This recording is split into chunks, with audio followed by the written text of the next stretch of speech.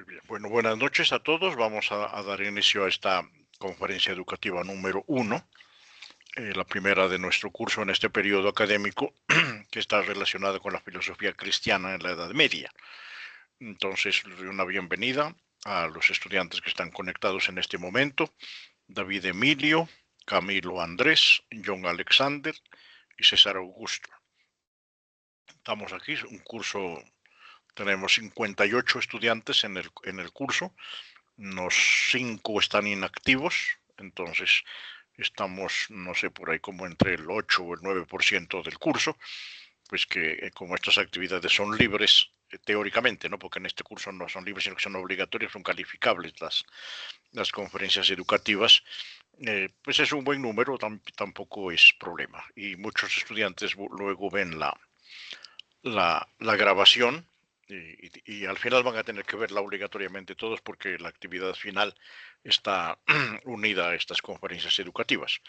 Bueno, entonces yo quisiera hacer unas 4 cosas, todas de una manera ágil, porque la presentación en sí es un poco larga. Entonces, una primera cosa, como estamos poquitos, yo diría una pequeña presentación personal, corta. Primero empiezo yo, obviamente como yo soy más viejito, pues mi presentación será un poco más larga. Ustedes, como son jóvenes, pues harán una presentación relativamente más corta, ¿no? ¿Quiénes somos? ¿Dónde estamos? Pues, me interesa mucho saber dónde están, porque como están en una universidad tan global, uno al final no sabe dónde tiene estudiantes. Yo tengo estudiantes en Arabia no, en España, en los Estados Unidos, en Chile, creo que alguna vez tuve uno tuve en la cárcel.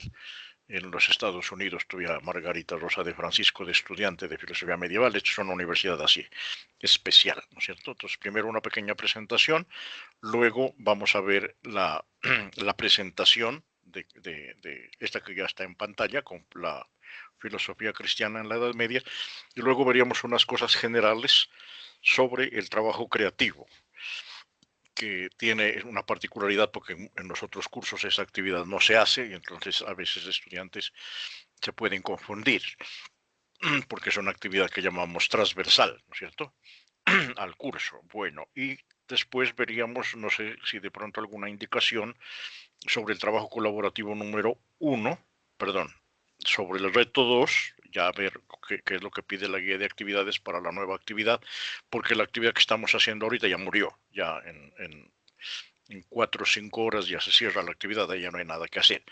Y ya la mayoría ya hizo el trabajo, ya había más de 30, y creo que 32 estudiantes ya habían mandado el informe final a la plataforma, de manera que eso ya prácticamente está listo. He hecho el acompañamiento, he ido corrigiendo algunos detalles para que quede bien. Bueno, y finalmente, bueno, pues yo creo que son esas, ¿no? La presentación, las diapositivas, mirar un poco lo del trabajo colaborativo y mirar un poco la guía, así rápidamente, para ubicarnos bien en lo que tenemos que hacer. Bueno, entonces, me olvidé de informarles, pues ustedes saben, eso ya es costumbre y es obvio, pues evidente, estamos grabando la conversación, ¿no? Lo que se diga en esta reunión solamente se queda aquí. Lo que digamos aquí se queda aquí. La grabación es solamente una evidencia de que la actividad se hizo, para informarle yo a mis superiores a través de la plataforma, pues que la actividad se hizo, poner el enlace y todo eso. Pero la información, las imágenes, los comentarios, las cosas que digamos aquí son propias del salón de clase, dijéramos, si fuera una universidad, digamos, tradicional, ¿no es cierto? Bueno, entonces voy a iniciar yo mi presentación. Mi nombre es César Ibarra, ustedes ya lo han visto en el curso. Yo estoy en el SECAV Pasto, soy docente de planta, o sea, soy docente de tiempo completo de la universidad. Ya hace muchos años, unos 15 años, estoy en la planta, como no sé, como del 2010, una cosa así. Y antes había trabajado pues como docente ocasional, y antes también había trabajado como funcionario dedicado a bienestar universitario, bienestar institucional, creo que se llamaba en ese tiempo. Entonces, soy licenciado en Filosofía y Ciencias Religiosas de la Universidad de Santo Tomás de Bogotá. Soy especialista en Educación, Cultura y Política de la UNAD, y soy magíster en Educación de la Pontificia Universidad Javeriana. Ya hace muchos años, mis superiores me metieron por este lado de la filosofía medieval y aquí estoy que no he podido salir. Ya llevo no sé cuántos, como 10 o 12 años en la filosofía medieval, trabajando aquí los dos cursos, filosofía medieval, que es este que estamos haciendo ahora con ustedes, y también el curso que se llama Seminario de Autor Filosofía Medieval, que es otro curso que van a ver ustedes posteriormente, con seguridad. Bueno, ¿qué más les puedo decir? He trabajado siempre en educación primaria un par de años, en educación secundaria varios años y en la educación universitaria tradicional y a distancia y también virtual, pues en varias universidades, especialmente en la Universidad Mariana de Pasto, en la UNAD, y también en la Escuela Superior de Administración Pública, en las que he ayudado a formar administradores públicos. Entonces, eso, yo vivo en Pasto, estoy vinculado al SECAV Pasto, como ya les dije, acá en la zona centro-sur, y nada, una vida sencilla, tranquila, vivo aquí con mi esposa, mi hijo vive en Bogotá, es ingeniero, ya soy un hombre mayor, soy de los profesores ya de los más viejos de la universidad, y por eso pues estoy en lo medieval, pues por viejito, ¿no? Entonces ahí estamos en la jugada. Bueno, ese soy yo, no es más una vida sencilla, tranquila, aquí en Pasto, o sea, bueno, una ciudad pequeña, un pueblito todavía en muchos sentidos. Entonces aquí estamos. Bueno, entonces los escucho, compañeros. No sé si quieren ir pidiendo la palabra para hacer su presentación.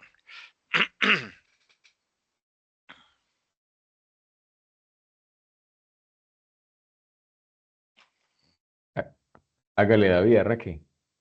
Arranque. Lo vi ahí esperando. Camilo cogió la delantera. ¿Ah? Ese. Siga Camilo. Hola, Siga buenas Camilo en estudio. noches. Buenas noches. Bueno, yo soy Camilo Ramírez. Yo soy del centro de Santa Marta. Estoy ahorita mismo viviendo en Santa Marta, aunque cuando me matriculé originalmente en la universidad estaba en Medellín, en el centro de Medellín, pero ya me mudé para acá definitivamente. Y bueno, soy bastante chico, tengo 23 años. Em, Había estudiado una carrera antes de esto, que era administración, pero la dejé y ahorita estoy em, estudiando esta nueva carrera en una nueva etapa de la vida. Y nada, estoy bastante emocionado por este nuevo momento y también por la materia. La verdad, está muy interesante todo lo que ha estado ocurriendo y todo el contenido que hay por explorar. Entonces, nada, no tengo mucho más para decir. Bueno, Camilo, muchas gracias. Muchas gracias. Santa Marta. Entonces, allá calor, acá frío. Bueno, muchas gracias. Ahora, David Emilio, por favor. Buenas noches para todos. Ya algunos nos conocemos de periodos anteriores. Mi nombre es David Emilio. Y, yo también casi que pertenezco ya a la edad media. Tengo 47 añitos. Soy administrador de empresas de la Universidad de Ann y también soy desarrollador de software. Y ahora estoy logrando hacer el estudio que quería hacer de toda la vida, que es la filosofía. Entonces, pues estamos en este ejercicio. Me gusta mucho escribir, me gusta leer y, y pues aquí estamos, atentos a absorber todo lo que se puede aprender y colaborar en todo lo que también esté a mi alcance. Bueno, David Emilio, muchas gracias. Muchas gracias y el aporte que haces al curso. Muchas gracias. Ahora vamos con John Alexander, por favor. Buenas noches para todos. Yo soy John Palacio, hago parte de esto es la UNAD de Zona Occidente. Yo estoy en un pueblo que se llama Belén de Umbría, es un pueblito del eje cafetero de Risaralda. Soy diseñador gráfico, pues ese es mi oficio y mi trabajo del día a día.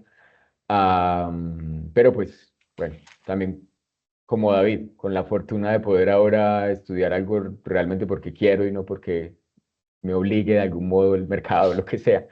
Entonces, sí, yo empecé estudiando la licenciatura y luego me di cuenta, pues, que para ser honesto, lo que mejor coincidía con lo que yo buscaba, era el propio programa de solo filosofía, entonces me pasé a este desde el semestre pasado y bueno, acá estoy. Bueno, John, muchas gracias. Bienvenido al curso también. César Augusto, por favor. Muy buenas tardes para todos. Mi nombre es César Augusto Amaya. Me encuentro ubicado en la ciudad de Bogotá. Soy ingeniero electrónico de profesión. Me desempeño actualmente como gerente de proyectos senior para una empresa que desarrolla software para empresas de Norteamérica en su mayoría. Tengo la fortuna de como el compañero David y John, estar haciendo realidad lo que en realidad me apasiona y lo que siempre soñé estudiar, que era filosofía. Y bueno, dispuesto a aprender, digamos, todo lo que este curso pueda orientarnos o guiarnos con respecto a la temática de la Edad Media. Muchísimas gracias. Bueno, César, muchas gracias a ti por el aporte. Y finalmente, Jaime Andrés, por favor. Buenas noches para todos, espero que estén muy bien. Yo me llamo Jaime Bastos, pertenezco a la central de Ocaña, norte de Santander. Estudié pedagogía fuera del país, pedagogía infantil fuera del país. Actualmente soy docente y siempre quise estudiar filosofía y pues se nos ha dado la oportunidad.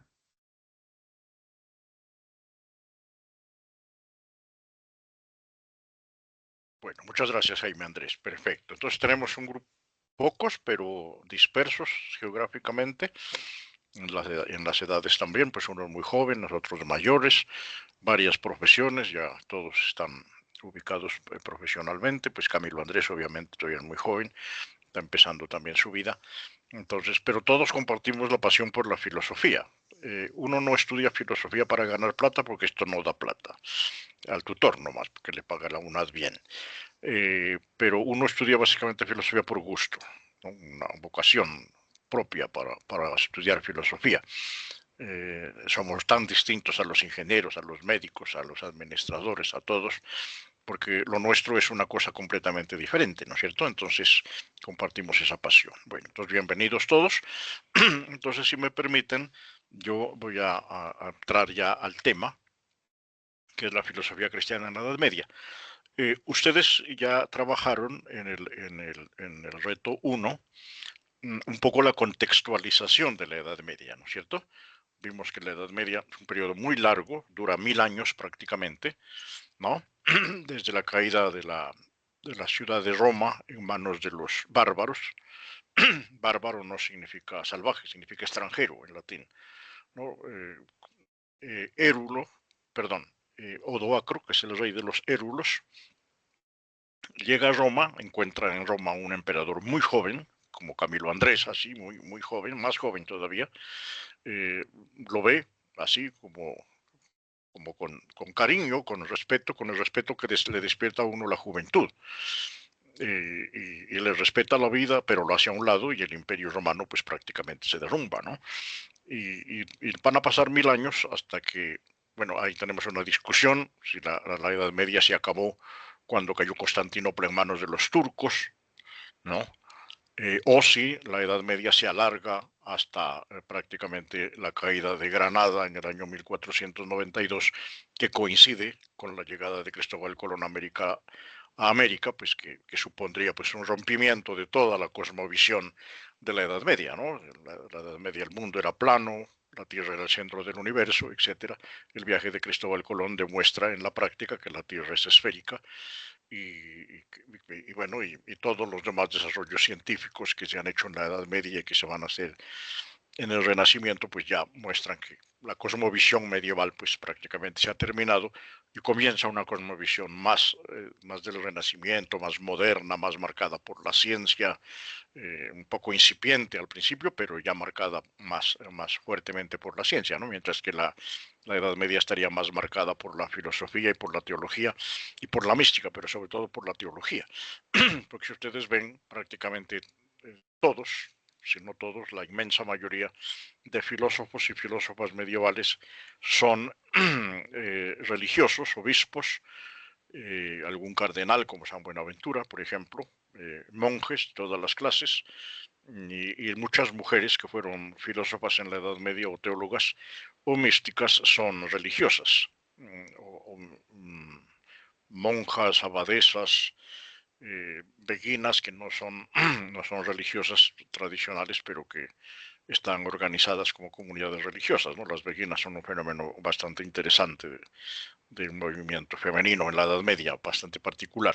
Ya las veremos algún día. Bueno, entonces, la Edad Media tiene muchas particularidades, ya lo vimos. Primero que tenemos que dividirla, porque si no la dividimos es inabarcable, porque pretender abarcar 1000 años, ustedes que han tenido que hacer el mapa mental, que han tenido que hacer la línea de tiempo, se dan cuenta de que es una infinidad de acontecimientos, una infinitud de personajes, ¿no es cierto? Que uno dice, bueno, ¿qué mete una línea de tiempo? No puedo meter todo, haría una línea de tiempo de 1 kilómetro, ¿no es cierto? Entonces, ahí se puede ver lo complejo que es. Por eso la partimos, decimos temprana Edad Media, del siglo IV, para incluir a San Agustín, que no se nos puede quedar por fuera de la Edad Media, más o menos hasta el siglo IX, y del siglo X al siglo XIII, decimos Alta Edad Media, es el esplendor, ¿no?, de todo el mundo medieval, la arquitectura, la ciencia, la filosofía con Santo Tomás de Aquino alcanzan su momento más alto. Luego viene una crisis muy grande, marcada de una manera particular por la peste negra. La peste negra, si bien fue en la Alta Edad Media, la peste negra fue un fenómeno que prácticamente desoló a Europa, prácticamente la acabó. Dicen, hay unos cálculos, porque pues no tenemos censos ni forma de saberlo exactamente, pero hay unos que dicen que entre el 30 y el 50% de la población europea falleció a causa de la peste negra, provocando todo un debacle de tipo social, económico, cultural, político, religioso incluso, ¿no es cierto?, que hace que el mundo entre en lo que llamamos la Baja Edad Media, que es siglos XIV y XV, que ya pues la Edad Media entra en decadencia y ya empiezan unos movimientos al final de la Baja Edad Media en los que se ve que hay un rompimiento, ¿no? Ya los frailes franciscanos ya no comen cuento, empiezan a atacar a la iglesia no, al papado, por ejemplo, empiezan a poner en duda el poder del Papa de Roma, entre otras cosas, y aparecen unos descubrimientos científicos que hacen que la Edad Media vaya acabándose, ¿no es cierto? Bueno, entonces esto sería así, en líneas generales. La Edad Media es un periodo muy rico, nada de oscurantista, ni de oscuro, ni nada. Más oscuro es el tiempo nuestro, ¿no? El pleno siglo XXI, Trump nos maneja como un niño maneja el trompo en la mano.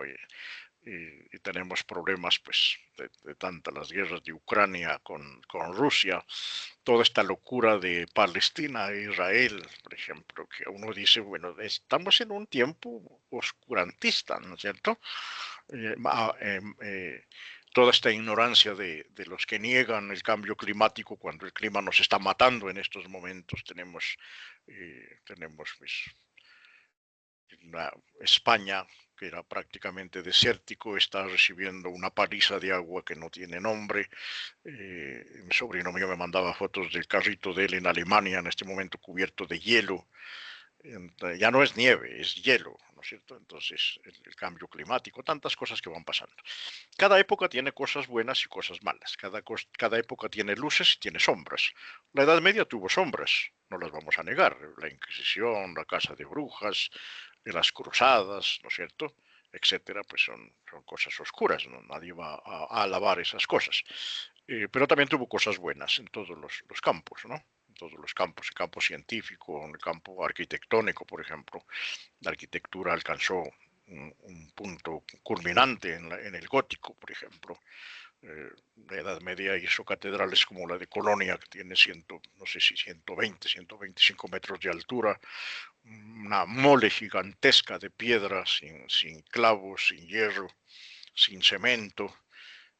Pudieron hacer esas maravillas, ¿no es cierto?, que podemos contemplar hoy en Europa, ¿no? Las universidades también aparecieron en la Edad Media, etcétera. Hay muchas cosas buenas también. Yo digo que más son las cosas buenas que las malas. De la misma forma que en este tiempo nuestro hay muchas cosas buenas, la tecnología, la inteligencia artificial, los avances de la ciencia, de la medicina, de la educación, etcétera, como cosas buenas, y cosas malas como las guerras, la discriminación, la xenofobia, tantas cosas malas, el terrorismo, ¿no es cierto?, etcétera. Entonces, en la Edad Media convergen tres grandes culturas. Hay una gran cultura cristiana que abarca la mayor parte de Europa. Hay una gran comunidad árabe, sobre todo en lo que hoy llamamos Portugal y España, un poco el sur de Francia, un poquitico. Algo de Sicilia en Italia también alcanzó a ser árabe en su tiempo. Entonces tenemos una cultura árabe muy fuerte, sobre todo en lo que hoy llamamos España. En ese tiempo no se llamaba de otra manera, se llamaba Al-Ándalus, cuando fue España prácticamente conquistada por los árabes, ¿no? Durante 8 siglos, ustedes saben, estuvo la conquista hasta que en 1492 cae Granada y se acaba el mundo islámico en lo que llamamos España, ¿no es cierto? Y también existen dentro de estos países, existen grandes comunidades judías. Los judíos se dedican a la banca, al comercio, son mercaderes, prestamistas, negociantes, ¿no? Son comunidades muy ricas, de gente que tiene mucho dinero, muchas posibilidades, y entonces también tienen sus propias corrientes filosóficas, teológicas, místicas. Entonces convergen en la Edad Media esas tres grandes culturas: cultura cristiana, católica, la cultura árabe, musulmana, y la cultura judía, ¿no es cierto? Entonces allí aparece. Hoy solamente vamos a hablar de la filosofía cristiana, porque en la conferencia educativa número 2 vamos a trabajar la filosofía árabe y la filosofía judía. Obviamente con menos extensión que la cristiana, pues porque eran numéricamente, dijéramos, eran no tan importantes. Obviamente la filosofía árabe es una filosofía muy importante, de hecho fue la que impulsó todo el pensamiento medieval. Entonces no vamos a negar eso tampoco. Bueno, entonces tenemos esas tres grandes culturas que se ven empujadas a hacer grandes desarrollos de tipo teológico y filosófico por una razón muy sencilla. Y es que los árabes que están en España han traído desde Persia, desde Bagdad, de todas esas partes del Oriente Medio, ¿no?, allá lejos, han venido caminando por Egipto, han venido por Túnez, por Marruecos, que llamamos hoy, todos esos nombres son modernos, obviamente, y por el estrecho de Gibraltar han pasado a lo que llamamos España y Portugal. Y ellos al venir vienen trayendo algo que se ha descubierto especialmente en Bagdad, son escritos de Aristóteles. Escritos de Aristóteles. El mundo cristiano ya conocía a Aristóteles, pero ahora aparecen otros libros nuevos, sobre todo comentados por los árabes, comentados por los judíos, y llegan a España y al Portugal que llamamos hoy nosotros, y se desata lo que nosotros llamamos un boom. Pero no es un boom literario, sino es un boom filosófico y teológico, por una razón muy sencilla.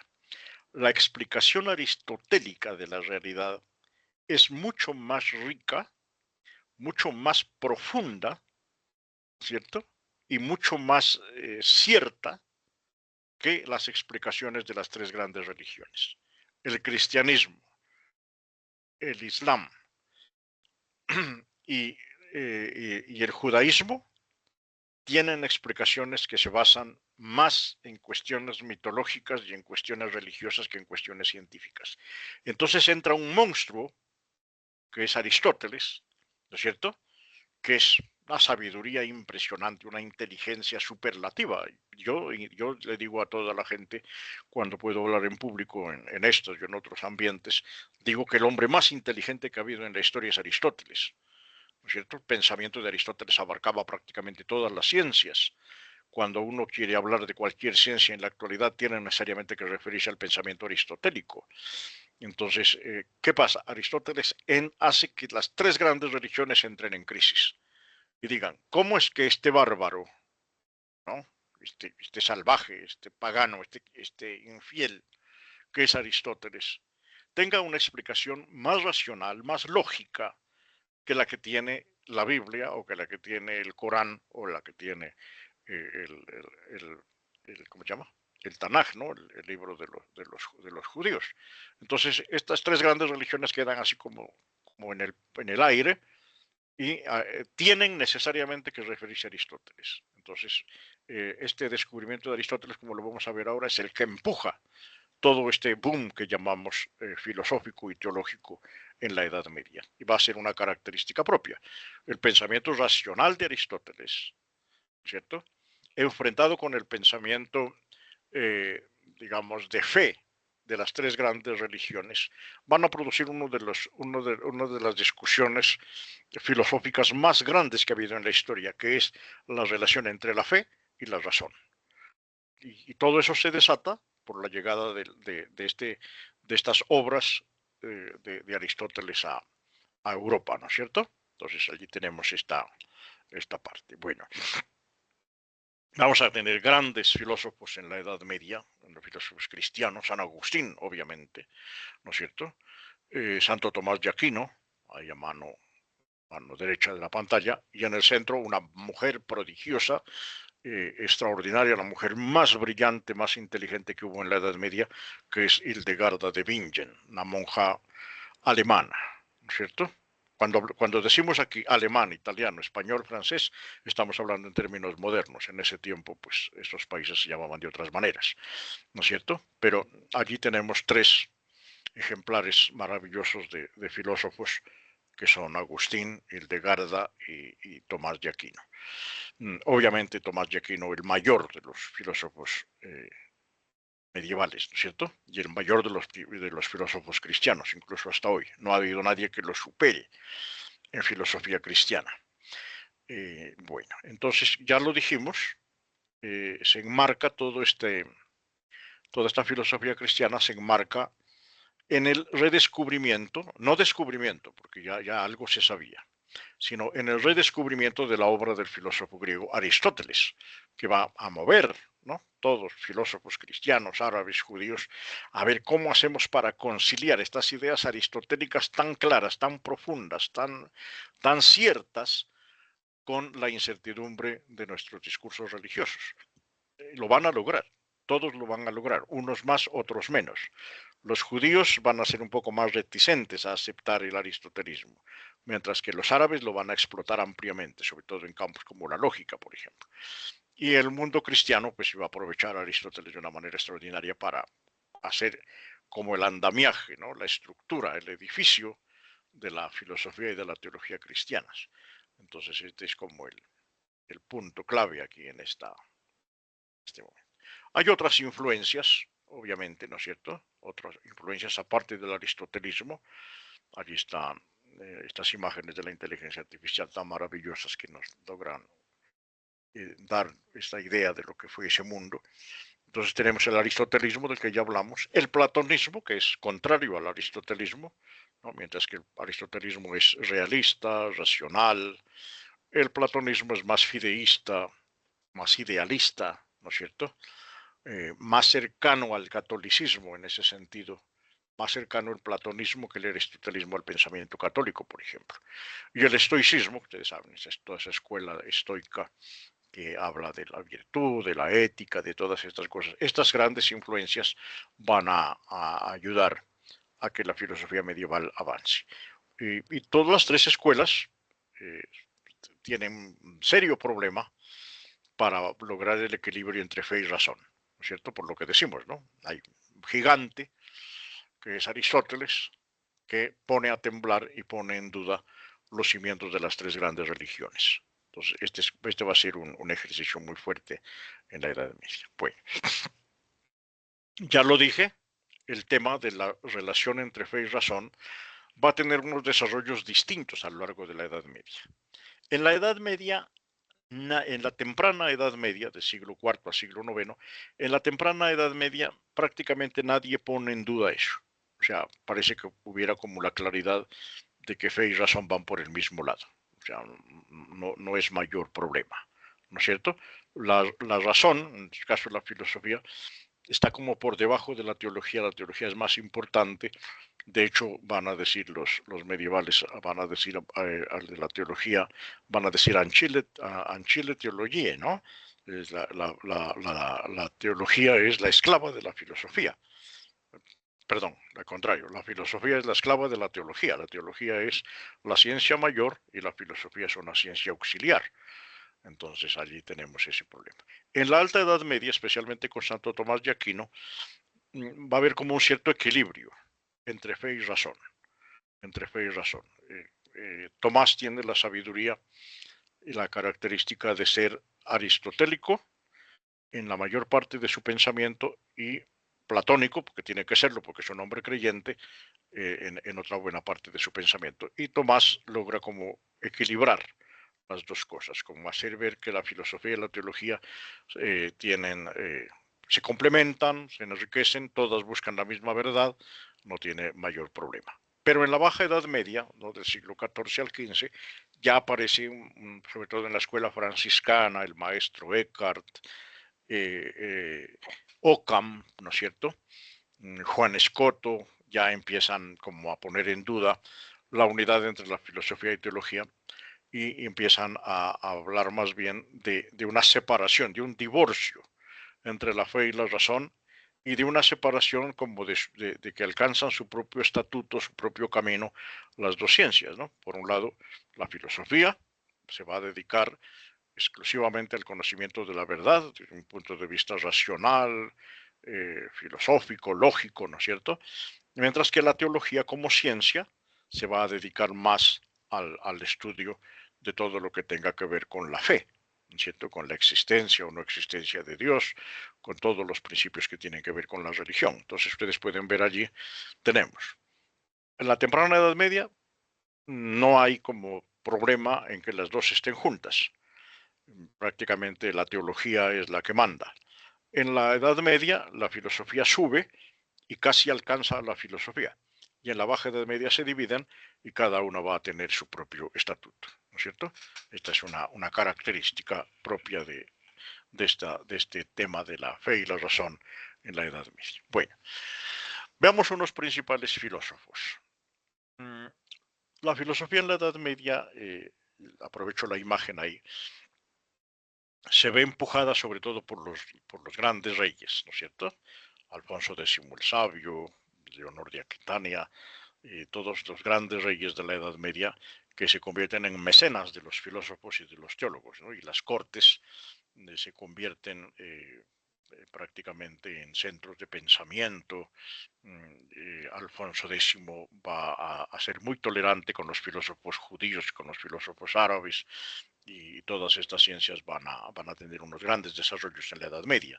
Entonces aparecen unos filósofos, ¿no? Veámoslo rápidamente. En la Baja Edad Media, o sea, al principio del medioevo. Juan Escoto Eriúgena, ¿no? Debe ser escocés, de allí viene la palabra escoto, de escocés. Y Eriúgena es como de Eire, como de todos los lados de Irlanda, por allá, o sea, había como, de pronto había como esa oscuridad de si era irlandés o era escocés. Evidentemente no era del continente, ¿no? Recuerden que en la Edad Media no se usan apellidos. Escoto, Eriúgena son prácticamente apelativos, apodos, ¿no? Bueno, es un gran maestro, dirige la escuela palatina, o sea, la escuela que está en el palacio de Carlos el Calvo, que es un rey carolingio, Tiene unas obras, ahí las tienen ustedes, ¿no? De Divina Predestinazione, de Divisione Nature, los comentarios a la opúscula teológica de Boecio, muestran allí, pues son gente, estos filósofos son gente de gran cultura, ¿no es cierto? No solamente, si ustedes ven los nombres, no son solamente teólogos, ¿no? Por ejemplo, la opúscula teológica de Boecio es teología, pero de divisiones naturales son las divisiones de la naturaleza, o sea, está hablando de ciencia, ¿no? Está hablando no sé, de los reinos de la naturaleza, etcétera, ¿no? Entonces son gente de una gran cultura. Él dice que la razón interpreta los textos sagrados.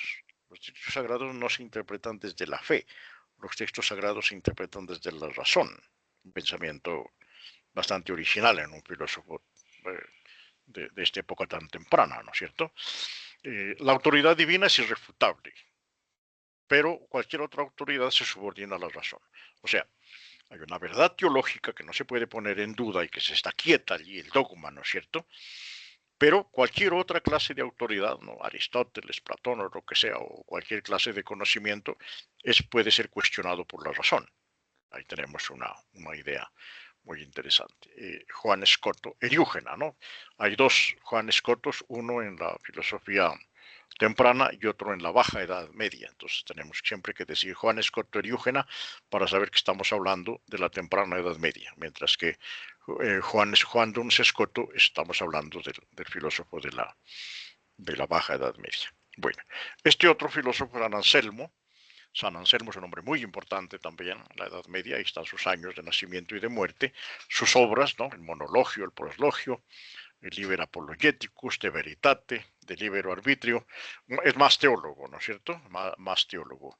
Dice que la fe se puede fundamentar de manera racional, o sea, la razón me puede ayudar a entender la fe, también un pensamiento muy interesante, ¿no es cierto? Establece los fundamentos de la teología como ciencia. La teología no es especulación, la teología es una ciencia, igual que la filosofía. Pero obviamente en tiempos de Anselmo pues era más importante la teología, entonces le da fundamento a la teología como ciencia.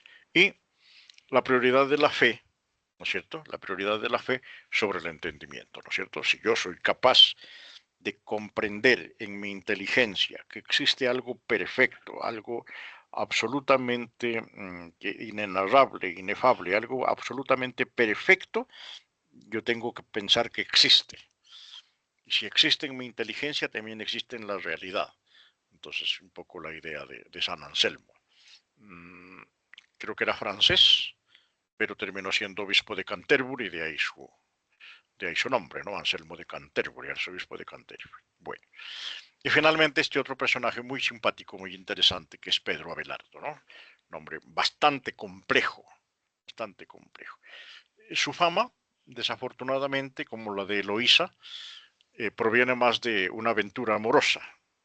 Mm, eh, el tío de, de Eloísa es un canónigo muy rico, Fulberto, un canónigo muy rico de la diócesis de París. Ha educado a su sobrina en todas las ciencias. La sobrina es un políglota, ¿no? Latín, griego, el picardo, ¿no? El francés antiguo, etcétera. Es una mujer muy inteligente, muy capaz, muy joven, debe tener unos 15, 16 años.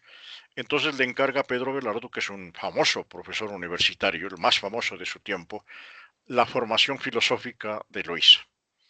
Entonces tiene Pedro Abelardo una estudiante, Eloísa, no tiene más estudiantes, los dos se quedan solos hablando de filosofía y entre silogismo y silogismo, pues va y viene, se atraviesa Cupido y Eloísa se enamora de Pedro Abelardo se enamora de Eloísa, el problema es que Pedro Abelardo es un hombre mayor, Eloísa es muy joven, y entonces en un descuido, porque nada hay escondido que no llegue a saberse, Fulberto abre la puerta y descubre a Eloísa y a Pedro Abelardo besándose, pues digamos, para no decir más, ¿no es cierto?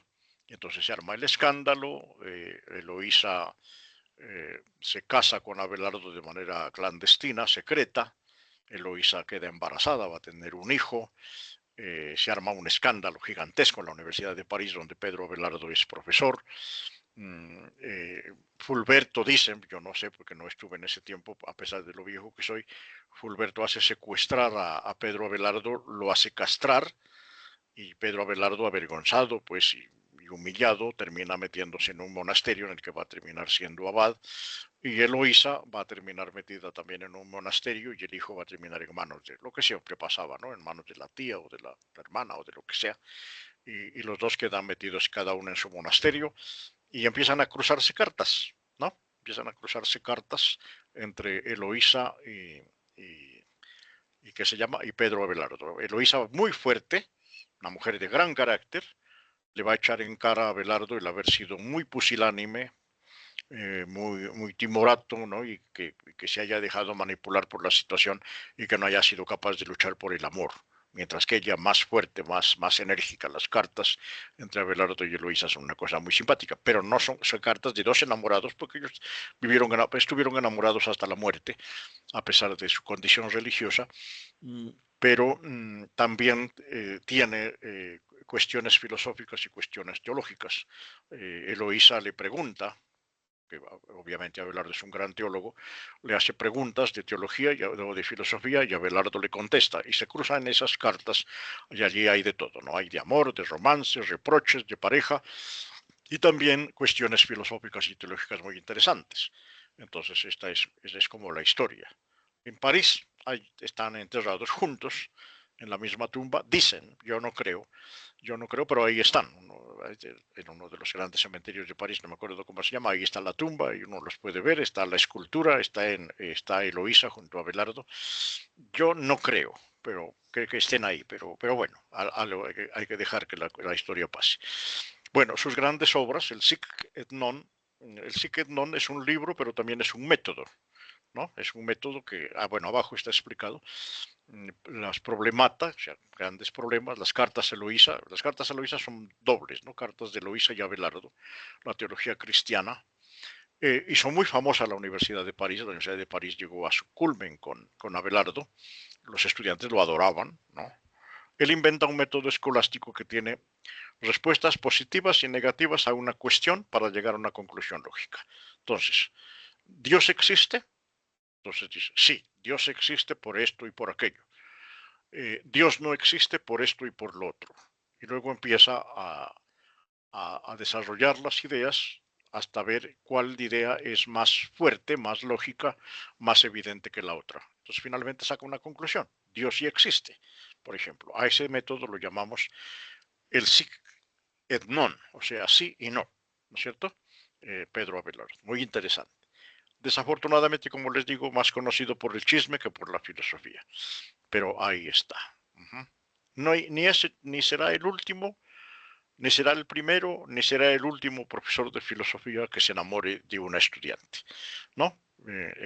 Para que ustedes sepan, pues de una vez lo vayan sabiendo y no se llamen tampoco a sorpresa, el profesor César Ibarra está casado con una estudiante de filosofía de él. Pedro Abelardo y Eloísa en versión contemporánea somos mi esposa y yo, por ejemplo, ¿no es cierto? De manera que no se vayan a preocupar mucho por la soltería, porque cuando sean profesores de filosofía de pronto encuentran ahí la Eloísa que les hace falta. Y si no la encuentran, mejor. Bueno, entonces esos tres, ¿no? Juan Escoto Eriúgena, Anselmo de Canterbury y Pedro Abelardo, los sacamos de una multitud, ¿no es cierto?, de 20, 25 filósofos de la temprana Edad Media, pues que son como más representativos, porque no los podemos presentar a todos. Entonces, la temprana Edad Media. Vamos con la alta. La alta Edad Media, sí. San Alberto Magno, allí, con las esferas, un científico, biólogo, botánico, ¿no? Tremendo, ¿no? Yo no sé si ahora lo vemos, uno de los hombres más inteligentes de la historia. Desafortunadamente opacado por Santo Tomás de Aquino, que era su discípulo. Santo Tomás era estudiante de San Alberto. San Alberto era una lumbrera. Pero cuando Tomás abrió la boca, porque era un estudiante tímido, le decían el buey mudo, le decían los compañeros, bullying ha habido siempre, en la Edad Media también. Entonces los compañeros le decían el buey mudo. Entonces, cuando empezó a hablar Santo Tomás, pues superó en sabiduría y en profundidad al discípulo. Y finalmente San Buenaventura, el gran filósofo franciscano, ¿no es cierto? está ahí en la imagen. Todas imágenes de la inteligencia artificial. Ahí está San Alberto, científico, ¿no es cierto? Más científico que filósofo y teólogo, ¿no? Polímata, o sea, todas las ciencias. Decimos polímata a una persona que maneja muchas ciencias. En el caso de San Alberto, como San Isidoro de Sevilla, manejan todas las ciencias, todas. Puede hablar de cualquier cosa. Allí los ejemplos de las obras, ¿no? Del cielo y del mundo, ¿no? Cosmología, si quieren ustedes. De la naturaleza de los lugares, geografía. De las propiedades de los elementos, química, ¿cierto? Y si seguimos citando otras obras de Alberto, pues vamos a ver que el tipo se le media todo, ¿no? Era astrónomo, biólogo, zoólogo, alquimista, ¿no es cierto? Filósofo, teólogo, místico, etcétera, todo en ese tiempo. Bueno, él introduce el estudio de Aristóteles en el cristianismo, que es como lo propio de él, ¿no es cierto? Y una cosa muy bonita, muy simpática de San Alberto Magno es que él ya empieza a hablar de la autonomía de la fe y de la razón. Cómo la ciencia está llamada a aplicarse a la razón y cómo la teología está llamada al conocimiento de la fe. Entonces ya empieza como a verse allí en San Alberto esa claridad, ¿no es cierto? San Alberto Magno, bien. Luego viene Tomás de Aquino, ¿no? Doctor de la Iglesia, como San Alberto. Doctor de la Iglesia son unos filósofos y teólogos, bueno, unos teólogos, digamos, que la Iglesia Católica reconoce por su gran doctrina, ¿no?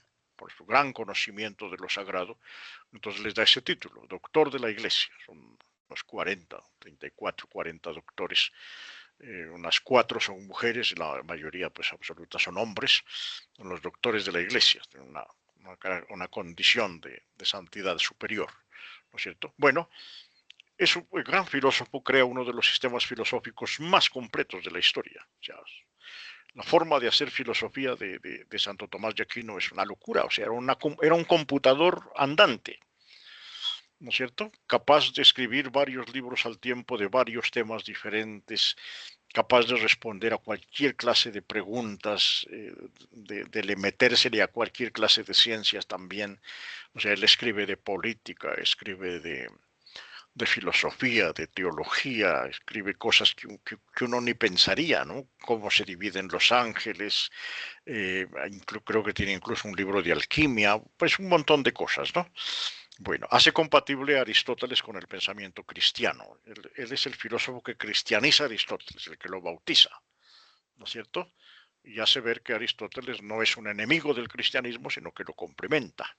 Bueno, de Aristóteles ha copiado las 5 vías, ¿no? Que son estas: el movimiento, la eficiencia, la contingencia, los grados de perfección y la finalidad, que pues así son todos parecidos, pero dicen, si hay algo que se mueve, por ejemplo en el carro, se mueven las llantas, pero a las llantas las mueve otra parte, no sé, el cigüeñal, yo no sé mucho de mecánica. A las llantas las mueve el cigüeñal y el cigüeñal lo mueve el motor. Y en el motor hay una parte inmóvil, que es la carcasa. Esa carcasa no se mueve. Entonces dice Aristóteles, asimismo es la naturaleza. Todo se mueve, pero si vamos preguntando qué mueve a quién, al final vamos a llegar a un motor inmóvil, ¿no? A esa carcasa del motor del carro, que no se mueve, pero que hace mover a todas las demás cosas, que es Dios. Y lo mismo podríamos decir de las otras cosas, los grados de perfección, por ejemplo. Una piedra tiene un grado de perfección menor, mientras que una planta tiene un grado de perfección mayor que el de la piedra. Un animal tiene un grado de perfección mayor que el de la planta, que el de la planta. Un animal más. Un hombre pues es mayor en perfección a todos los animales, y al final los ángeles, pues son los santos, son mayores en perfección que toda la cosa, y la Virgen María es mayor, pero al final llegamos a Dios, que es absolutamente perfecto, y ahí cambia todo. Bueno, sus obras, la Suma Teológica, ¿no es cierto? La Suma Teológica, perdón, está en español, la Suma Teológica, la Suma contra Gentiles, que son los 2 grandes libros gigantescos como Biblias, y de Veritate, que es el Tratado sobre la Verdad, entre muchísimos. Dicen que escribió como 800 obras, unas más grandes, unas más pequeñas, un hombre prolífico, por eso ahí lo dibuja la inteligencia artificial con muchos libros, ¿no es cierto? Una gran cultura teológica y filosófica la de Tomás de Aquino. El buey mudo. Buey le decían porque era grande, era pequeño, deforme, tiene la espalda muy ancha, entonces le decían buey, por eso, porque parecía un buey. Y mudo porque no hablaba, hasta que empezó a hablar. Cuando empezó a hablar ya nadie lo cayó, como el profesor de filosofía medieval de la UNA. David, tienes la palabra.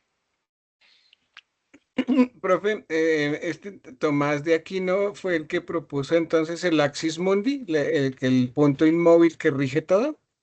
Sí, o sea, hay Dios, ¿no? Un ser absolutamente perfecto, mueve todas las cosas, ¿no? Hace que todo sea eficiente, hace que todo sea bello, ¿no es cierto? Etcétera. Él es el que mueve todo y es el que nos lleva a nosotros al conocimiento de la perfección, ¿no? Y a ser parte también de su obra. Un hombre extraordinario, ¿no? Extraordinario. Tanto Tomás, el mayor filósofo medieval, indudablemente. Bueno, y finalmente les decía yo de San Buenaventura. Baño Regio es el pueblo donde nació San Buenaventura. En este momento Baño Regio, Bañorea también le dicen, está en una situación muy complicada porque el pueblo se está cayendo. Está puesto allá en una montaña en Italia y el pueblo se está desmoronando y está abandonado, ya no hay gente y está en peligro de perderse el pueblo donde nació San Buenaventura. Bueno, San Buenaventura es un cardenal franciscano, llegó a ser cardenal de la iglesia, un hombre muy inteligente, pero a diferencia de Santo Tomás de Aquino, más platónico que aristotélico, ¿no es cierto? Entonces es como lo propio de San Buenaventura. Se opone a los dominicos, o sea, los dominicos y los franciscanos tienen ideas diferentes, ¿no? Especialmente por eso, porque ellos son más aristotélicos, perdón, más tomistas, ¿no? Más tomistas que aristotélicos. Bueno, su filosofía tiene como propio la ontología, ¿no? Conocemos a Dios por las criaturas, un pensamiento muy franciscano, y Buenaventura más místico, más por el lado de la profundidad de la fe, de la religión, que por el lado de la filosofía.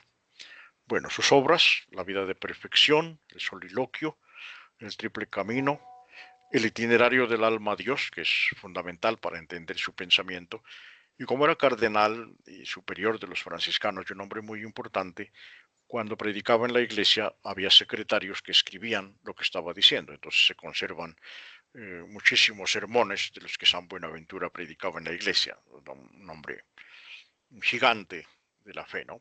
Pero más teólogo que filósofo, ¿no es cierto?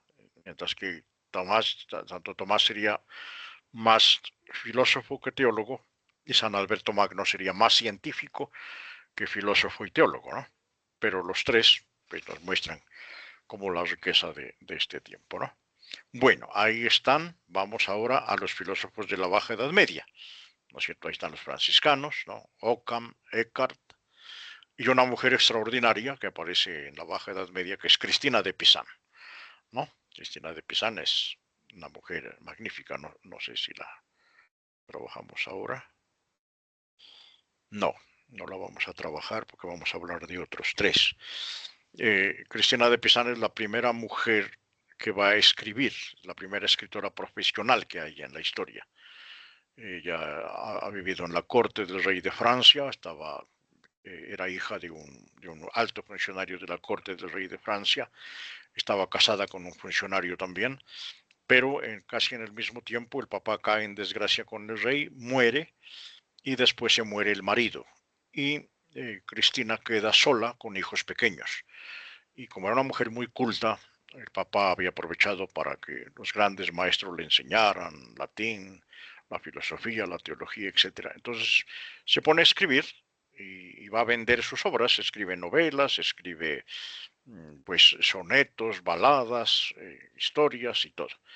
Y llega un momento determinado en el que aparece un libro muy complejo, muy complicado, se llama El Román de las Roses, que es un libro de poesías gigantesco, tiene 22.000 versos. En la primera parte más o menos habla del amor cortés, de lo caballeresco, etcétera, pero en la segunda parte, porque fue escrito a dos manos, en el Román de las Rosas se hace un ataque directo contra la mujer, muy fuerte, misógino, absolutamente misógino. Y entonces esta Cristina de Pizan se coge ese dolor propio de las mujeres y empieza a escribir La ciudad de las damas, El tesoro de la ciudad de las damas, etcétera, varias obras para atacar al Román de las Rosas. Y ella va a tener unas ideas magníficas que son la base del feminismo actual, es lo que llamamos el protofeminismo medieval, en el que ella aboga por el derecho de las mujeres a ser iguales en derechos a los hombres y sobre todo reclama el derecho de las niñas y de las mujeres a tener educación.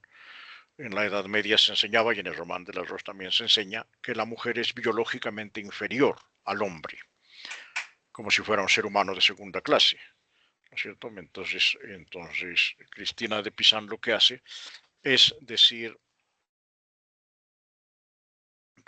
que no, que, que, que, que lo que hace diferencia al hombre de la mujer en la Edad Media es la cultura. Como no ha tenido acceso a la educación, no ha tenido acceso a la cultura, entonces la mujer quedó como en un plano inferior. Pero si a la mujer se le diera acceso a la educación y a la cultura, podría ser igual o superior al hombre. De hecho, Cristina de Pizan era superior a muchísimos hombres de su tiempo, ¿no es cierto? Entonces ahí está esta gran filósofa. Digo estas cosas porque acá en lo que sigue no la vamos a considerar. Bueno, primero está Juan Duns Scoto. Recuerden, diferente de Juan Escoto Eriúgena, Juan Duns Scoto es franciscano, profesor, obviamente ahí están sus obras, de Primo Principio, La Parva Logicalia, y Lepus Oxoniensi, son como sus obras más importantes. Tiene una influencia aristotélica y agustiniana, ya es un poco complejo el filósofo, ¿no? Y dice una cosa muy interesante, dice, como Dios es un ser, recuerden que en el catecismo nos enseñaban que Dios es un ser infinitamente bueno, pues si es un ser, la filosofía lo puede estudiar. Entonces la ontología puede estudiar a Dios. Entonces ahí entra Duns Scott. Además de un conocimiento abstracto, ¿cierto?, de temas filosóficos, teológicos, místicos, etc., el hombre también puede alcanzar un conocimiento intuitivo por medio de los sentidos, de lo que observa, etc. Ya va abriéndose, ¿no?, camino de cosa. Bueno, quisieron hacer santo a Juan Duns Scoto, que era un hombre muy inteligente, y cuando lo sacaron de la tumba, porque un paso para poderlo canonizar es ver sus restos, si existen, si existió, si no existió, cómo estaba su cuerpo, lo habían enterrado en una tumba de piedra y la tumba tenía arañazos, porque Juan Duns Scoto fue enterrado vivo por esa enfermedad, no sé cómo se llama, tiene un nombre, es una cosa rara y que uno parece que está muerto y no está muerto, ¿no es cierto? Entonces parece que lo pensaron que estaba muerto, lo enterraron y cuando ya estaba enterrado se despertó y en la desesperación de verse metido ahí prácticamente en una cueva, pues usó sus últimas fuerzas para tratar de escapar y entonces encontraron los arañazos en la piedra y todo. Entonces dijeron, no, este hombre no confía en Dios, no vivió la cosa como con espíritu cristiano, entonces no lo canonizaron nunca ni lo canonizarán por esa razón, a no ser que la iglesia pues cambie un poco sus ideas, que es cosa bastante difícil. Bueno, este es un filósofo muy importante. Luego viene Guillermo de Ockham, ¿no?, franciscano también. En esta etapa última son casi todos franciscanos. Este Guillermo de Ockham se mete en el problema de su vida porque escribe un libro que se llama El gobierno tiránico del Papa, en el que ataca el poder temporal del Papa, que en ese tiempo era muy importante, ¿no? Los papas eran no solamente líderes religiosos, sino también líderes políticos. Entonces el Papa va a perseguir a Guillermo de Ockham, la Inquisición lo va a perseguir también, va a tener que huir de un país a otro, ¿no?, a Suiza, a Francia, etc. Al final parece que lo mató la peste negra. Entonces allí está. Tiene una gran influencia aristotélica. Fue perseguido, obviamente, por sus enseñanzas, combatió al papado y el papado en ese tiempo no perdonaba, ¿no? Entonces la iglesia lo persiguió también fuertemente. Tiene una cosa muy bonita que se llama la navaja de Ockham, que dice que no hay que multiplicar los entes sin necesidad, dice Ockham, ¿no? O sea, la explicación mejor es la más simple, Entre más simple sea la explicación, es más verdadera. Si la explicación es muy complicada, es que es falsa. Si tú quieres decir algo, lo puedes decir en 3 palabras, es más fácil que sea verdadero a algo que necesite 200 palabras, por ejemplo, ¿no? Un principio de economía, ¿no? De cosa. Ese es como el mayor aporte de Guillermo de Ockham a la filosofía. Bueno, finalmente está el maestro Eckhart, también franciscano, ¿no? Trabaja en Oxford. Ahí están sus obras, la obra tripartita, las cuestiones parisienses, sus sermones, que es un cura, de una gran influencia platónica, ¿no? Neoplatónica en este caso, entonces será contrario a Santo Tomás, etc.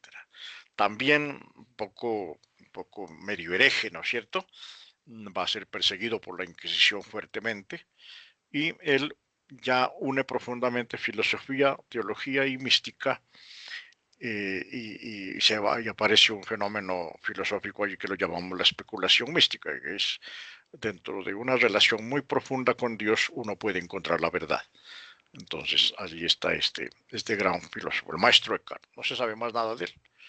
Pues maestro porque era profesor universitario, Eckhart debió ser un nombre, un apodo, el lugar donde nació, cualquier cosa, ¿no es cierto? Bueno, estos serían los grandes filósofos de la Baja Edad Media. Unas conclusiones, vamos a decir, la filosofía medieval gira en torno al problema de las relaciones entre la fe y la razón. Esa tensión entre fe y razón es lo más característico de la filosofía medieval. Al principio, como ya lo vimos, se usa la filosofía como una ciencia auxiliar de la teología, que es la ciencia más importante. Poco a poco se van formando nuevas ciencias. Ahí vemos un alquimista, por ejemplo. Los alquimistas buscaban 2 cosas bastante complicadas que son convertir los metales innobles como el plomo, convertirlos en oro o en plata y descubrir una cosa muy complicada que se llama el elixir de la eterna juventud. Entonces ellos empezaron a hacer experimentos con el plomo, a ver cómo hacemos para convertirlo en oro, cómo hacemos el elixir de la eterna juventud, y mientras hacían una cosa, hacían otra, empezaron a inventar todos estos frascos, los aparatos, las redomas, inventaron muchos procedimientos científicos, algunos como Santo Tomás descubrieron algunos elementos de la tabla periódica, dicen que San Alberto, dicen que San Alberto Magno descubrió el arsénico, por ejemplo, en medio de todos esos ejercicios alquímicos, ¿no? Entonces, esta gente de la Edad Media tenía sus cosas raras. Bueno, esas serían unas conclusiones. Al final de la Edad Media, la ciencia se va divorciando, la filosofía se va divorciando de la teología, se van distanciando y cada una de ellas va a tener su propio estatuto. Bueno, ahí hay unos videos para profundizar. Yo mañana les comparto la grabación de esta conferencia y les comparto la presentación. No sé si en PowerPoint me deje, porque estos dibujos son bastante pesados, o le comparto en PDF para que puedan abrir estos videos. El primero, pues nos habla un poco de la patrística, que es un tema muy importante. El segundo nos habla de esas relaciones entre la fe y la razón. Y el tercero nos habla de la demostración de la existencia de Dios, ¿no? Por las 5 vías de Santo Tomás de las que hemos hablado. El video de YouTube que es tan bueno para afianzar el conocimiento. Bueno, unas referencias, Cortázar, ¿no? Romero, que son los autores claves en este curso, y para toda la generación de las imágenes, Copilot, ¿no? Esta potente máquina de generar información con inteligencia artificial. Bueno, esta sería la diapositiva. Bueno, esto era lo que yo tenía que decir, entonces no sé si esto despierta en ustedes alguna inquietud, algún comentario, alguna pregunta, esta presentación. Ustedes dirán.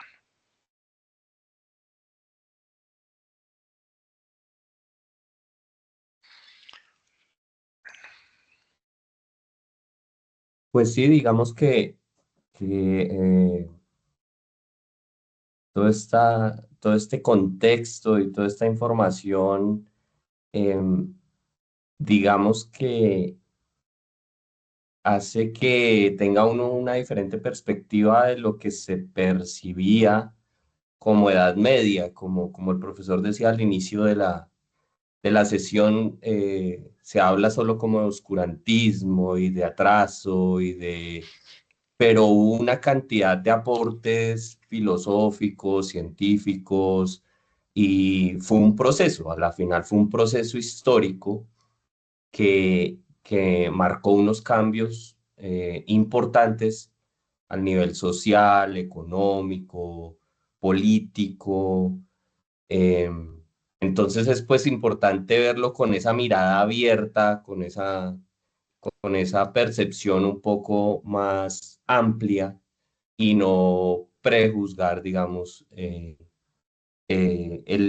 simple término o el simple título, no reducir a a un juicio simplista, eh, pues todos estos acontecimientos y filósofos. Gracias, profe. Exacto, bien, muchas gracias. Sí, efectivamente, si uno se pone a ver eso, pues va a mirar todos estos, ¿no? Todos estos desarrollos filosóficos, teológicos de Santo Tomás, de San Alberto como científico, etcétera. Uno se da cuenta de que era una época bastante en el que bulle, ¿no? La curiosidad, la inteligencia, ¿no? La gran capacidad del ser humano por conocer la verdad en condiciones difíciles, porque cuando uno tiene la Inquisición encima, pues no es tan fácil, ¿no? O sea, hablar ahora es fácil, o sea, cogemos las redes sociales y despotricamos de todo el mundo, y hasta de la iglesia, y no nos pasa nada, ¿no? Todos hacemos memes y nos reímos y me divierte, etcétera. En ese tiempo era un tiempo bastante complicado porque el control que ejercía la iglesia era muy fuerte y entonces hacer ciencia, hacer un poco de heterodoxia en esos tiempos, pues podía costarle la vida a uno, ¿no? Entonces no era tan fácil. Bueno, pues muchas gracias. Camilo, por favor. Muchas gracias. ¿Algún otro comentario? Sí, buenas noches, gracias por la palabra. Bueno, en verdad, más que un comentario, una participación, era una pregunta a usted.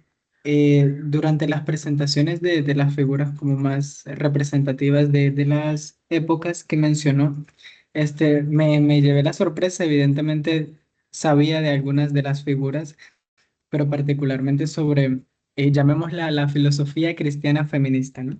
Como por darle algún tipo de categoría a lo que se hacía en ese momento.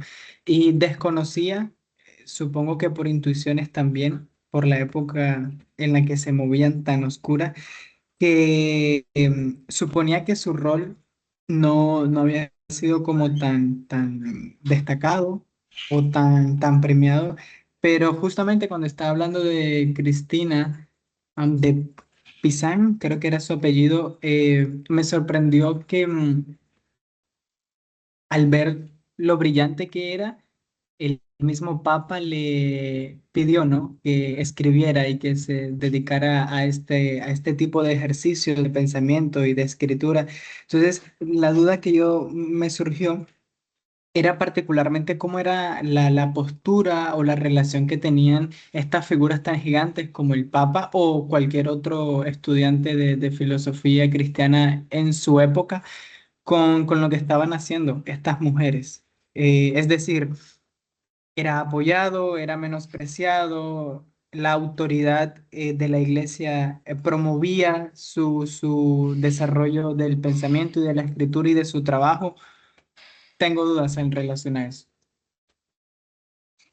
Bueno, allí hay de todo, ¿no? Allí hay de todo. O sea, en algunos momentos la Iglesia va a apoyar y va a empujar. Por ejemplo, a Hildegarda de Bingen, que era una monja benedictina, el Papa no solamente le va a permitir enseñar filosofía, sino que incluso va a enseñar teología. Y Hildegarda va a ser, por apoyo del Papa de ese tiempo, va a convertirse en la mujer más poderosa de la Iglesia Católica.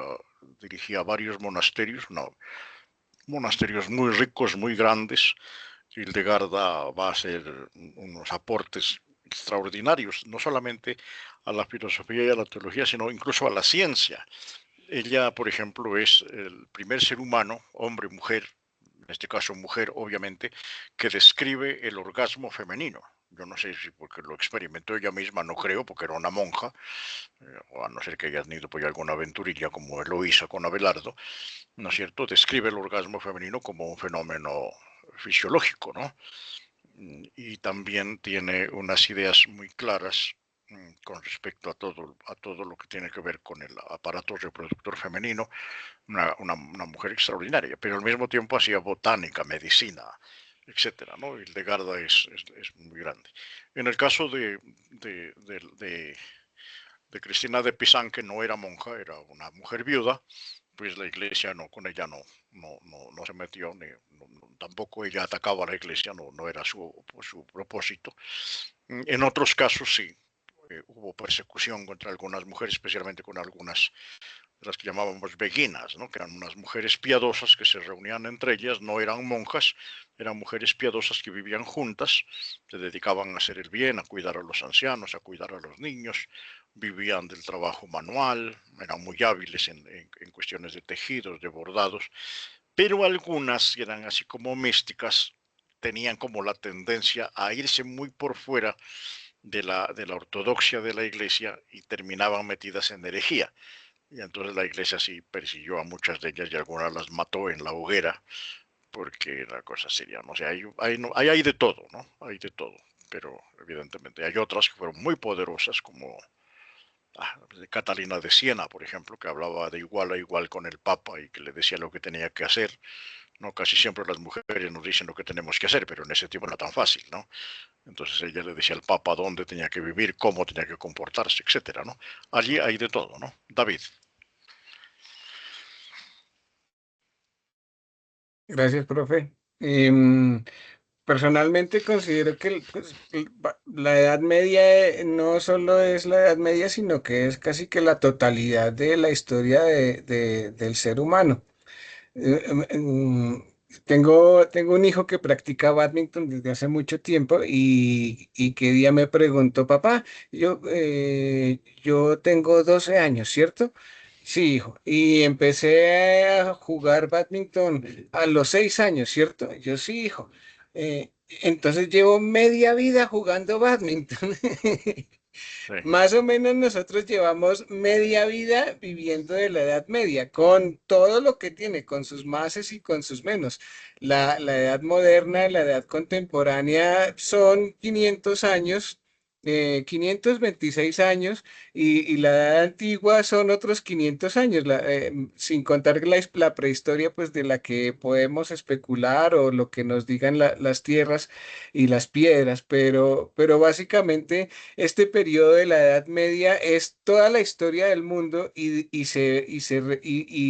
me parece supremamente importante o asombroso ver cómo en cada escalón de la humanidad o en cada escalón temporal, seguimos recogiendo cosas de la antigüedad y las seguimos aplicando y las seguimos aplicando y las seguimos aplicando y volvemos casi siempre a las raíces, a Aristóteles, a las virtudes, a la excelencia, a la búsqueda del bien, a la búsqueda de la plenitud y ahora antes sabíamos de todo. En la Edad Media uno ve estos personajes, estos santos, y desde cocina hasta teología, y ahora cada uno se especializa en lo suyo y pierde como esa esencia como un saber global, un saber general de saber botánica, de saber de matemáticas, de saber astronomía, de saber teología, de saber filosofía. Ya uno cada vez como que se va especializando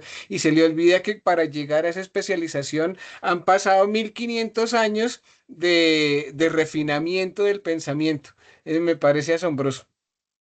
así es, David, perfectamente. Estamos hoy en la hiperespecialización, ¿no? Tenemos un médico especialista para los oídos, un médico especialista para los ojos, un médico especialista para cada cosa, es lo hiperespecialización. Mientras que en ese tiempo, pues el saber era mucho más general, más global. Cuando veamos la filosofía árabe y judía, nos vamos a encontrar también con árabes y judíos que eran polímatas, ¿no? Un filósofo árabe podía ser al mismo tiempo magistrado, ¿no? Juez, podía ser gobernante, podía ser médico, podía ser poeta, lo que quisiera, ¿no? Astrónomos y todo eso, grandes matemáticos, etcétera, ¿no? Bueno, muchas gracias. Bueno, John Alexander. Tutor, buenas noches. Pues yo tengo es como una pregunta ahí concisa, pequeña. Como, ¿cuál es el consenso de, no sé, de historiadores o de historia de la filosofía sobre San Agustín? O sea, ¿San Agustín alcanza a entrar en Edad Media o San Agustín definitivamente siempre se deja en Antigua? El problema de San Agustín es que es un filósofo romano. Es el último filósofo clásico, indudablemente, ¿no? El último filósofo clásico, pero es el primer filósofo medieval. Él está ahí como en el limbo, ¿no? Como entre los dos, como entre los dos. En este curso nosotros ponemos la Edad Media desde el siglo V para incluirlo, porque si no lo metemos allí se queda por fuera. Y no lo podemos dejar por fuera porque San Agustín es el gran filósofo neoplatónico, ¿no es cierto? Y va a tener una influencia poderosa durante toda la Edad Media, entonces no podríamos dejarlo por fuera. Entonces lo traemos, ¿no? Lo traemos, pero evidentemente está más, digamos, para contestar tu pregunta, digamos que cronológicamente está en la Edad Antigua, pero filosóficamente está en la Edad Media. Entonces no lo podemos dejar así por fuera porque la Edad Media perdería muchísima de su riqueza, ¿no?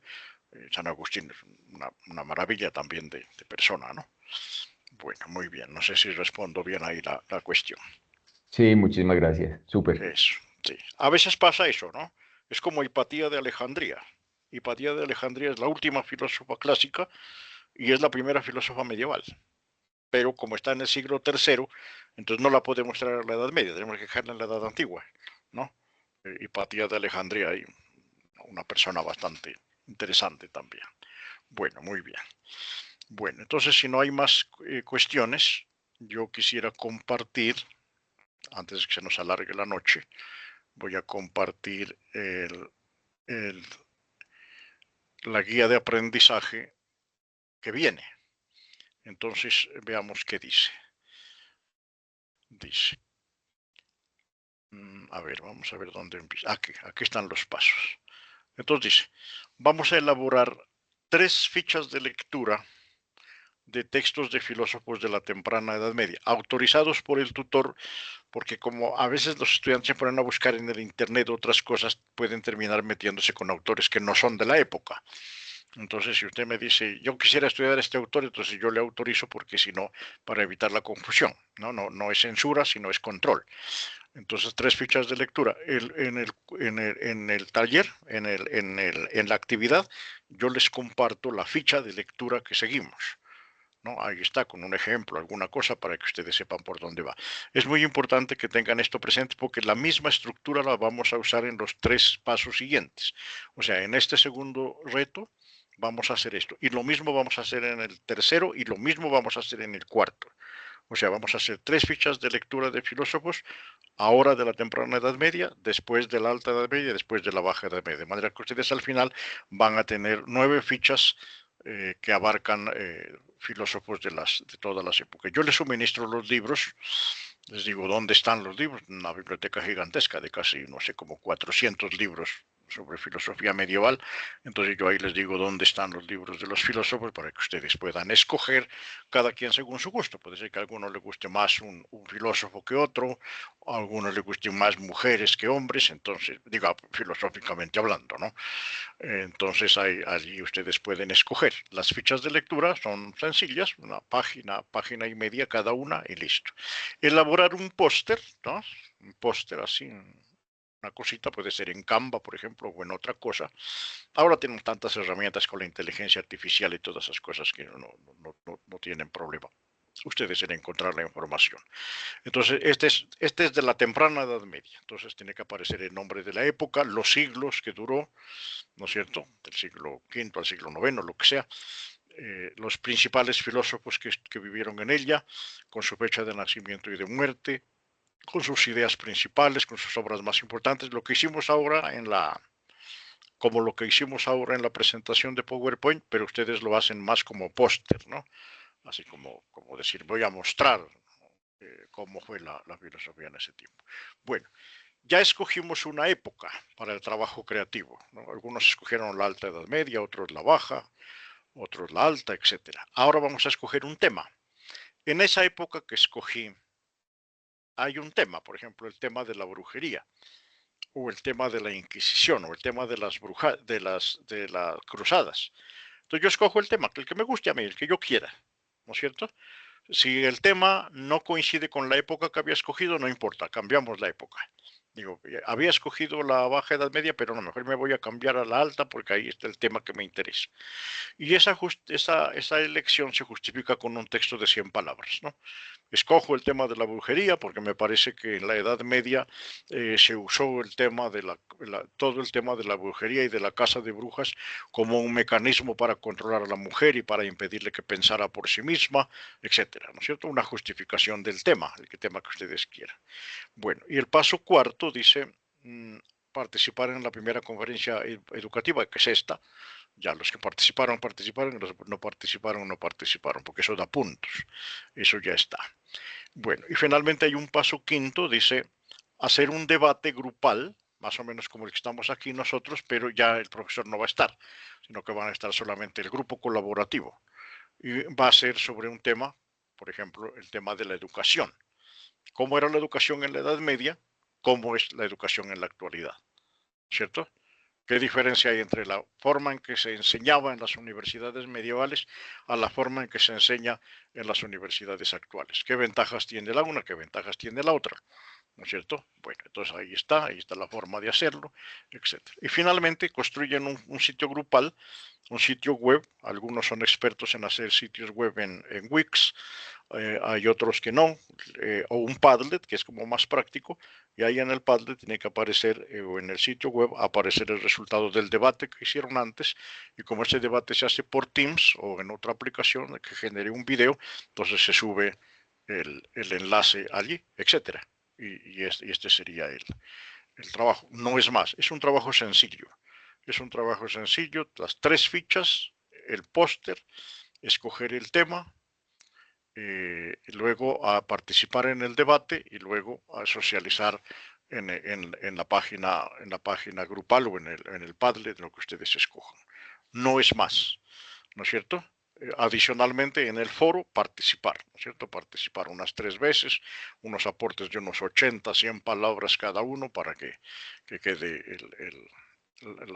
la trazabilidad que llaman ahora bien clara de lo que usted ha estado haciendo en el foro. Esto es lo que hay que hacer. Mañana, espero al mediodía ya haya subido yo ya las instrucciones, estas mismas instrucciones más concretándolas un poco más claras, y los formatos y las direcciones de los libros para que ustedes puedan empezar a desarrollar el trabajo. Mi consejo, usen la inteligencia artificial, pero úsenla con inteligencia, ¿no es cierto? Busquen la información en inteligencia artificial, escríbanla con sus propias palabras. Ustedes son expertos en inteligencia artificial, yo también.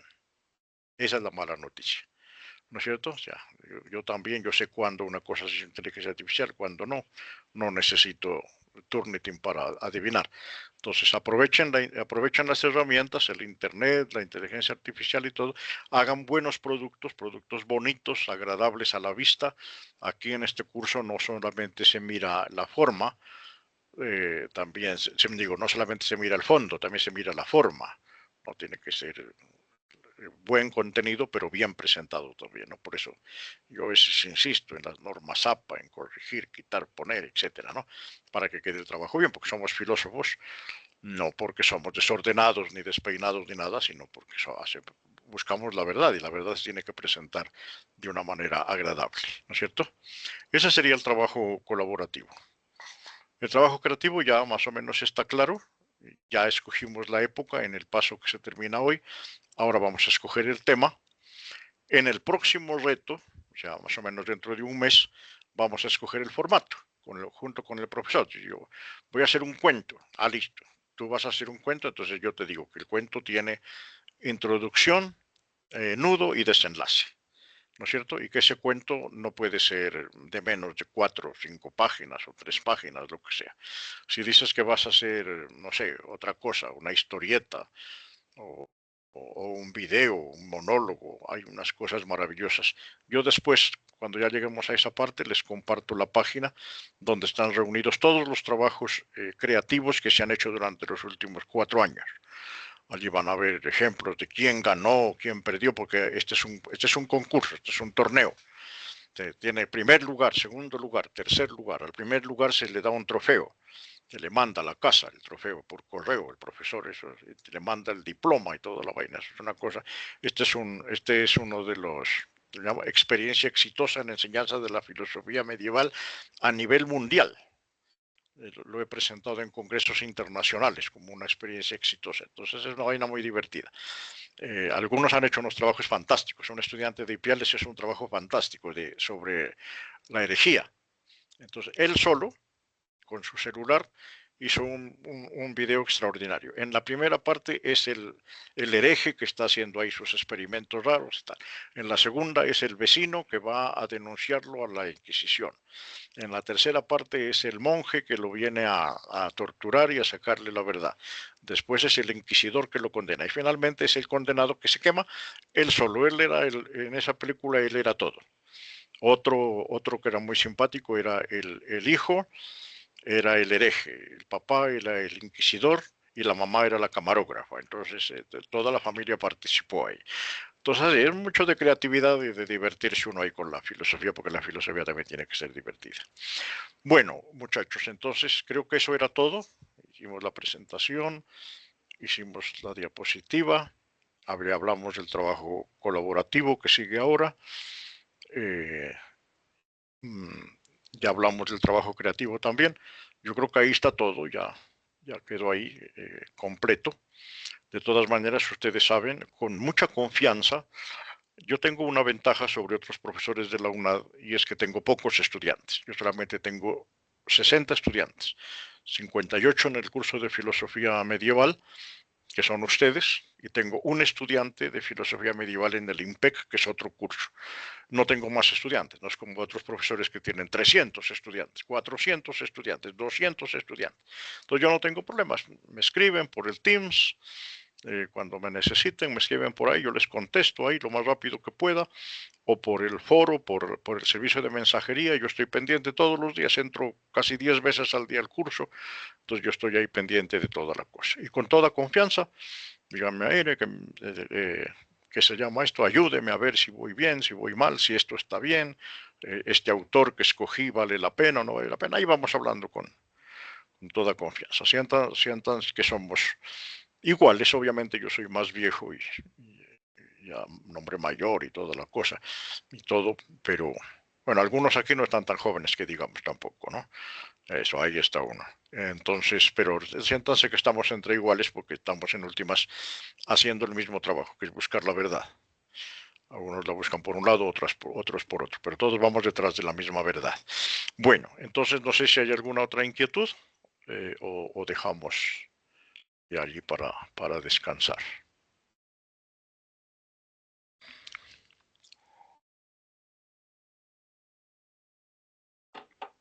Bueno, parece que no, ¿no? Entonces les agradezco mucho la asistencia a los 5, David, Camilo, Jaime, Andrés, César Augusto y John Alexander. Muchas gracias por la compañía, por los aportes que han hecho. Y como ya les dije, quedo a sus órdenes allí.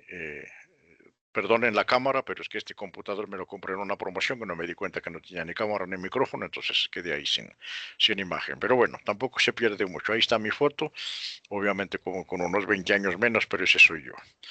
Bueno, entonces muchísimas gracias. Entonces damos por terminada la primera conferencia educativa y vamos a cerrar ya la grabación y el micrófono. Gracias Profe, a todos. muchísimas gracias. Compañeros, feliz noche. Muchas Compañeros, gracias. profesor, Hasta luego. Feliz que noche. estén bien. Muchísimas gracias. Gracias. Feliz noche. Gracias a todos. Dale, transcribir.